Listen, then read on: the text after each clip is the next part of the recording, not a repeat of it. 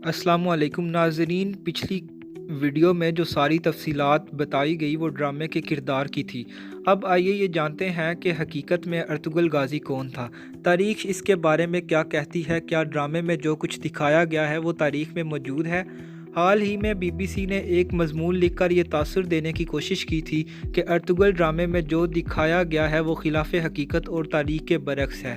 کئی یورپین اور امریکی دانشوروں نے بھی اس ڈرامے پر سوال اٹھایا ہے اور کہا ہے کہ ارطغرل ایک گمنام ہے جسے ترکی کے صدر رجب طیب اردوغان نے زبردستی ہیرو بنا کر پیش کر دیا ہے۔ آئیے جانتے ہیں سچائی کیا ہے۔ ارطغرل کے حوالے سے تاریخ میں زیادہ تذکرہ نہیں ہے، تاہم جو تذکرہ ہے اس سے ڈرامے کے اکثر کردار میں یکسانیت پائی جاتی ہے۔ تاریخ پڑھنے اور ڈرامہ دیکھنے کے بعد آپ یقینی طور پر یہی کہیں گے کہ ڈرامے میں جو کچھ دکھایا گیا ہے وہ حقیقت پر مبنی ہے اور اس وقت کے یہی حالات تھے جیسا ڈرامہ میں بتایا گیا ہے۔ ارطغرل ترک زبان کا لفظ ہے جو دو لفظوں ار اور تغرل سے مل کر بنا ہے۔ ار کے معنی آدمی، سپاہی یا ہیرو کے ہیں، جبکہ تغرل کے معنی عقاب، پرندے کے آتے ہیں۔ اس کو شاہین بھی کہتے ہیں۔ ارطغرل کی ولادت 1190 میں ہوئی اور وفات 1280 ہجری میں، یعنی 90 سال کی عمر میں۔ ارطغرل غازی ایک بہادر، نڈر، بے خوف، عقل مند، دلیر، ایماندار اور باروب سپاہی تھا۔ وہ ساری عمر سلجوقی سلطنت کا وفادار رہا۔ ناظرین، مولانا اکبر شاہ نجیب آبادی نے اپنی کتاب تاریخ اسلام میں لکھا ہے کہ ارطغرل اپنے 400 جنگجوؤں کے ساتھ اناطولیہ جا رہے تھے۔ وہاں انہوں نے دیکھا دو فوجیں آپس میں لڑ رہی ہیں۔ ایک فوج جیت رہی تھی اور دوسری فوج شکست کھانے کے قریب پہنچ چکی تھی۔ ارطغرل نے اس وقت اپنے ساتھیوں کے ساتھ شکست خوردہ فوج کا ساتھ دیا۔ ارطغرل نے شکست خوردہ فوج کا ساتھ محض اپنی اس فطرت کی وجہ سے دیا کہ وہ کمزوروں اور مظلوموں کو ساتھ دینا فرض سمجھتا تھا۔ اس نے یہ جاننے کی کوشش نہیں کی کہ یہ فوج کون سی ہے اور اس کے بدلے کیا انعام ملے گا۔ ارطغرل کے حملے کے بعد جیتی ہوئی فوج شکست سے دوچار ہو گئی اور جو فوج ہار رہی تھی وہ جیت گئی۔ اس طرح جنگ کا پانسا بدل گیا۔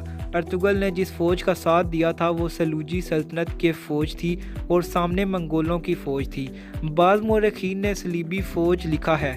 بہرحال سلطان علاء الدین نے ارطغرل کے اس بہادری سے خوش ہو کر انہیں سوگوت کا علاقہ جاگیر کے طور پر دے دیا اور اپنا سردار اعلیٰ منتخب کیا۔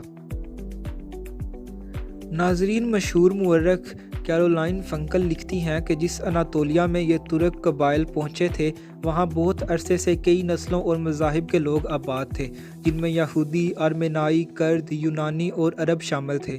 اس علاقے کے مغرب میں ماضی کے مقابلے میں بہت کمزور بازنطینی سلطنت تھی، جس کا اختیار اچھے دنوں میں اناطولیہ سے ہوتا ہوا شام تک تھا، اور مغرب میں سلجوق جو اپنے آپ کو رومی سلجوق کہتے تھے۔ 13ویں صدی کے وسط میں منگولوں کے ہاتھوں شکست نے سلجوقوں کو کمزور کر دیا اور وہ منگولوں کو نذرانے دینے پر مجبور ہو گئے تھے۔ ماضی کی دو طاقتور حکومتوں کا اختیار ان کی سرحدوں کے درمیان واقع غیر یقینی صورتحال کے اس علاقے میں نہ ہونے کے برابر تھا، لیکن یہ صرف جنگجوؤں کی اماجگاہ نہیں تھا۔ مہم جوئی کرنے والوں کے علاوہ یہاں وہ لوگ بھی تھے جن کے پاس جانے کے لیے کوئی اور جگہ نہیں تھی۔ ناظرین، معتبر تاریخی حوالوں سے یہ بھی معلوم ہوتا ہے کہ ارطغرل کا تعلق ترک قبائل کے شاہ کائی قبیلے سے تھا اور ان کا خاندان سردار کہلاتا تھا۔ یہ قبیلہ عقیدتاً اہل سنت و جماعت سے منسلک اور مسلکاً حنفی تھا۔ تاریخ کی کتابوں میں ارطغرل کی زندگی کے احوال اور ان کی سرگرمیوں سے متعلق زیادہ معلومات نہیں ملتی، البتہ ان کے بیٹے عثمان اول کے ڈھالے ہوئے سکوں سے تاریخی طور پر ان کے وجود کی تصدیق ہوتی ہے۔ ان سکوں میں عثمان اول نے اپنے والد کا نام ارطغرل ضرب کروایا تھا۔ 7 صفحات پر ایک قدیم دستاویز بھی ترکی میں موجود ہے، اس میں ارطغرل غازی کی منگولوں اور صلیبیوں کے ساتھ اور اس کی جدوجہد کا تذکرہ موجود ہے۔ ناظرین، کئی مورخین نے لکھا ہے کہ ارطغرل غازی اسلام کی سربلندی کی خاطر جدوجہد کر رہے تھے اور اس وقت کی موجود ترک قبائل سے ان کی سوچ بالکل الگ تھی۔ ایک عظیم مشن اور مقصد کے تحت وہ ترک قبائل کو متحد کر رہے تھے اور صلیبیوں اور منگولوں کے ساتھ لڑتے تھے۔ ان کی آرزو تھی کہ ایک عظیم اسلامی سلطنت کا قیام عمل میں آئے۔ وفات کے 10 سال بعد سب سے چھوٹے بیٹے غازی عثمان اول نے ان کا یہ خواب پورا کیا اور ایک عظیم الشان سلطنت عثمانیہ کی بنیاد رکھی۔ ترکی کے شہر سوگوت میں ارطغرل کے نام کی ایک مسجد اور ایک مزار ہے۔ ارطغرل کے بیٹے عثمان نے اس کی تعمیر کی تھی اور پھر عثمان کے بیٹے ارحان غازی نے اضافہ کیا۔ اسی مقبرے میں حلیمہ سلطان اور ترگوت وغیرہ کی بھی قبریں ہیں۔ ناظرین کرام، ڈرامے میں پیش کیے گئے پلاٹ اور تاریخ میں درج واقعات کا جائزہ لینے کے بعد ہم اس نتیجے پر پہنچے ہیں ڈرامہ اور تاریخ میں کوئی تضاد نہیں ہے۔ ڈرامے میں پیش کی گئی فکر، جدوجہد صلیبوں اور منگولوں سے لڑائی حقیقت پر مبنی ہے۔ ارطغرل کا تعلق ایک خانہ بدوش قبیلے سے تھا جس نے عظیم اسلامی سلطنت کا خواب دیکھا اور اس کا مشن پورا ہوا۔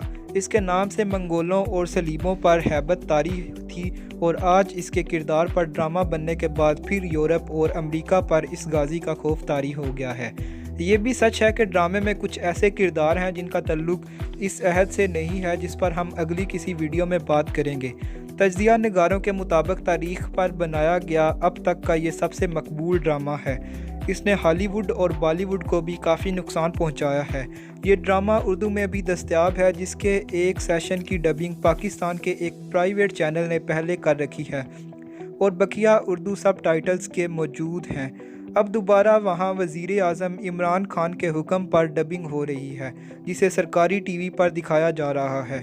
کائی فلمی نام کے ایک ویب سائٹ نے پورے ڈرامے کو انگریزی سب ٹائٹل میں پیش کیا ہے۔ ناظرین، ارطغرل دیکھنے والے اپنا تاثر کچھ اس انداز سے سوشل میڈیا پر لکھ رہے ہیں: کتنی ہی فلمیں دیکھی اور کتنا کچھ پڑھ ڈالا، لیکن ارطغرل جیسا کچھ نہیں ہے۔ یہ ڈرامہ نہیں، ایک شاہکار ہے، ایک طلسم ہے، ایک جادو ہے۔ جس نے اسے دیکھا اس نے دیکھا، جس نے نہیں دیکھا وہ جان لے کہ اس نے کچھ نہیں دیکھا۔ ناظرین، یہ تھی ارطغرل کی مختصر سی ہسٹری۔ اور ناظرین، مزید انفارمیٹیو اور انٹرسٹنگ ویڈیوز حاصل کرنے کے لیے ہمارے چینل کو سبسکرائب کیجیے اور ساتھ میں لگے بیل آئیکن کو پریس کیجیے تاکہ ہر نئی آنے والی ویڈیو کا نوٹیفیکیشن آپ تک بر وقت پہنچتا رہے۔ ناظرین، ویڈیو اچھی لگی ہو تو لائک کیجیے گا اور شیئر کیجیے گا اپنے دوستوں کے ساتھ، اور کمنٹ سیکشن میں اپنی رائے کا اظہار لازمی کیجیے گا۔ ملتے ہیں کسی نیکسٹ اچھی سی انفارمیٹیو ویڈیو میں۔ ٹل دین، اسٹے بلیسڈ، اسٹے انسپائرڈ۔ اللہ حافظ۔